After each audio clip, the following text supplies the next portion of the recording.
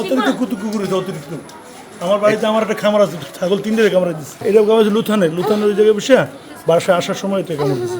লুথান school থেকে ছুটি আসছে, তারপর আমার ছেলে নিয়ে আমি আসা করছি এবং অধ্যাপতে হইয়া কামড় দিচ্ছে আর কি। কামড়াই দশটা অনেকক্ষণ সারে না কামড় দিয়ে। তারপর আমরা এই জায়গায় চিকিৎসা আসছি। যে আমাদের 8 নং ইউনিয়ন এই যে জলিশা, ওইখানে স্কুল থেকে বের হয়ে ওর বোনের বাসায়, ওই স্কুলের সামনে বোনের বাসা, ওইখানে খেলাধুলা করতেছিল বাইরে বসে, তখন ওরও কামড় দিছে, ওরও কামড় দিছে একসাথে।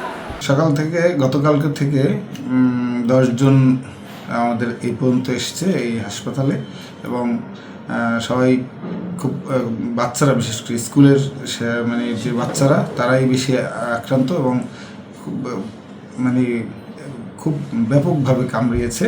তো আমাদের হসপিটালে আসার পর আমরা তাদেরকে প্রাথমিক চিকিৎসা দিয়েছি, এবং এখানে যে ভ্যাকসিন আছে কুকুরের কামড়ানো, এটা অ্যাভেলেবল আছে এখনও, আমরা সেটা সবাইকে দিয়েছি।